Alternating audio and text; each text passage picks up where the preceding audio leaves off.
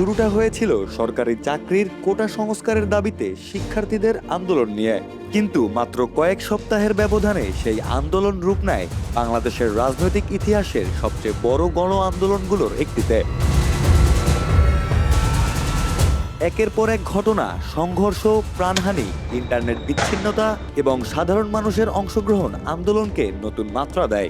পরিণতি 5 অগাস্ট শেখ হাসিনা দেশ ছেড়ে চলে যেতে বাধ্য হন এবং আওয়ামী সরকারের দীর্ঘদিনের শাসন ব্যবস্থার পতন ঘটে। দেশীয় ও আন্তর্জাতিক গণমাধ্যমের প্রতিবেদনে উঠে আসে কয়েকটি গুরুত্বপূর্ণ ঘটনা যা আন্দোলনের গতিপথ বদলে দিয়েছিল। শুরুটা হয়েছিল 2024 সালের 5 জুন। সেদিন হাইকোর্ট সরকারি চাকরির প্রথম ও দ্বিতীয় শ্রেণীর পদে কোটা ব্যবস্থা পুনর্বহালের রায় দেন। এরপরই ঢাকা বিশ্ববিদ্যালয় সহ দেশের বিভিন্ন বিশ্ববিদ্যালয়ের শিক্ষার্থীরা বিক্ষোভে নামেন। কিন্তু জুলাইয়ের মাঝামাঝি সময়ে তৎকালীন প্রধানমন্ত্রী শেখ হাসিনার একটি মন্তব্য আন্দোলনকে নতুন মাত্রা দেয়। মুক্তিযোদ্ধার সন্তান নাতিপুতিরা কেউ মেধাবী না, যত রাজাকারের বাচ্চারা নাতিপুতি হলো মেধাবী, তাই না?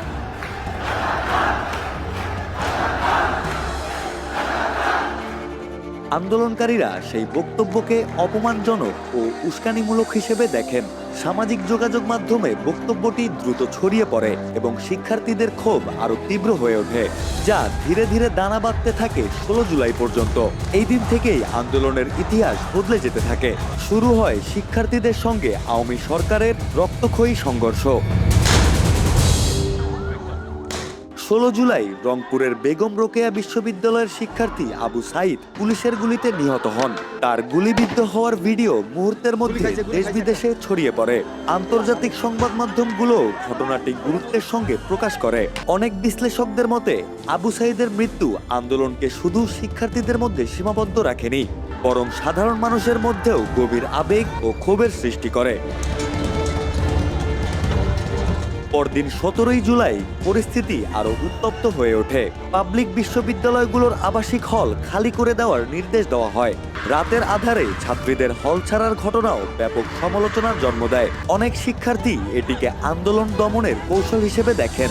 বিশ্ববিদ্যালয় প্রশাসনের এই সিদ্ধান্ত আন্দোলনকারীদের মধ্যে ক্ষোভ আরো বাড়িয়ে দেয়। এরপর আন্দোলন আর কেবল ক্যাম্পাসের মধ্যে সীমাবদ্ধ থাকেনি। 18 এবং 19 জুলাই দেশের চিত্র বদলে যেতে শুরু করে। বেসরকারি বিশ্ববিদ্যালয়ের শিক্ষার্থী, চিকিৎসক, আইনজীবী, শিক্ষক, শ্রমিক, ব্যবসায়ী এবং সংস্কৃতি কর্মী সহ নানা শ্রেণী পেশার মানুষ রাজপথে নেমে আসেন।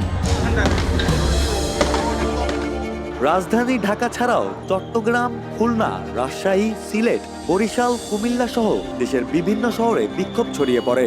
এই পর্যায়ে চলমান আন্দোলন ছাত্র আন্দোলন থেকে ধীরে ধীরে ছাত্র জনতার গণ আন্দোলনে পরিণত হয়। 19 জুলাই থেকে সরকার দেশ জুড়ে ইন্টারনেট সেবা কার্যত বন্ধ করে দেয়। প্রথমে মোবাইল ইন্টারনেট এবং পরে ব্রডব্যান্ড সংযোগও বিচ্ছিন্ন হয়ে পড়ে। একই সঙ্গে কারফিউ জারি করা হয়। বিভিন্ন স্থানে সেনাবাহিনী মোতায়েন করা হয় এবং আইন শৃঙ্খলা বাহিনীকে কঠোর অবস্থান নিতে দেখা যায়। যোগাযোগ বিচ্ছিন্ন হওয়ার কারণে তথ্য প্রবাহ ব্যাহত থাকলেও পরিস্থিতি স্বাভাবিক হওয়ার পর সহিংসতার নানা ভিডিও ও ছবি সামাজিক যোগাযোগ মাধ্যমে ছড়িয়ে পড়ে। আন্তর্জাতিক গণমাধ্যমগুলো ইন্টারনেট ব্ল্যাকআউট, প্রাণহানি এবং দমনপীড়নের বিষয়গুলো গুরুত্বের সঙ্গে প্রকাশ করে। জুলাইয়ের শেষ সপ্তাহে আন্দোলন আরো সংগঠিত রূপ নেয়। সমন্বয়করা ঘোষণা দেন কমপ্লিট শাটডাউন কর্মসূচির। পরে শুরু হয় দেশব্যাপী অসহযোগ আন্দোলন। সরকারি নির্দেশনা অমান্য করে বিভিন্ন স্থানে বিক্ষোভ অব্যাহত থাকে। অবশেষে 5 অগাস্ট আন্দোলনকারীদের ভাষায় 36 জুলাই মার্চ টু ঢাকা কর্মসূচিকে কেন্দ্র করে লাখো মানুষ রাজধানীমুখী হতে থাকে। বিভিন্ন জেলা থেকে জনতার ঢল নামে ঢাকায়। দিনের শেষ দিকে শেখ হাসিনা দেশ ছেড়ে ভারতে পালিয়ে যান। হাসিনার সেই শেষ যাত্রার মধ্য দিয়ে টানা প্রায় 1.5 দশকের আওয়ামী শাসনের অবসান ঘটে এবং বাংলাদেশের রাজনীতিতে নতুন অধ্যায়ের সূচনা হয়।